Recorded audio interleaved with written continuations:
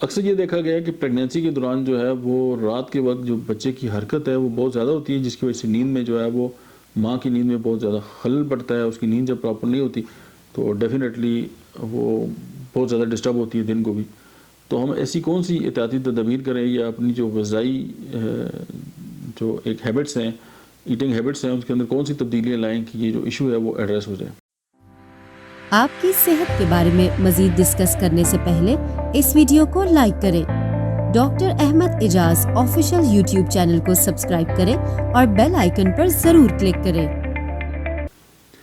اب سونے سے پہلے جو ہے کہ آرام دہ پوزیشن میں لیٹیں یا بیٹھ جائیں. اس کے بعد جو ہے گرم دودھ استعمال کریں تاکہ ذہن ریلیکس ہو، اور دودھ میں ویسے بھی یہ کوالٹی ہے کہ وہ آپ کو ریلیکس کرتا ہے اور سلاتا ہے.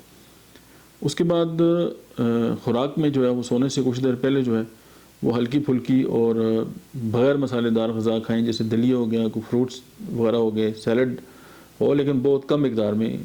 اور اس کے بعد جو ہے چائے اور کافی بالکل استعمال نہ کریں، چونکہ کیفین جو ہے وہ نیند ویسے ہی اڑا دیتی ہے، اور اس پوزیشن میں جو ماں ہے اس کی نیند ویسے ہی ڈسٹرب ہے. تو اس میں آپ ہومیوپیتھک میڈیسن جو ہے اس کی ہیلپ لے سکتی ہیں. اس میں جو کافی اکروڈا ہومیوپیتھی کی میڈیسن ہے، یہ آپ کی ذہن کو بھی ریلیکس کرے گی اور آپ کو نیند بھی لے کے آئے گی.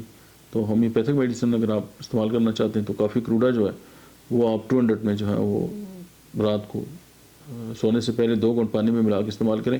تو آپ کی یہ جو مسئلہ ہے کہ بچے کی جو زیادہ حرکت کی وجہ سے نیند ڈسٹرب ہو رہی ہے وہ جو ہے وہ حل ہو جائے گا. Thank you very much.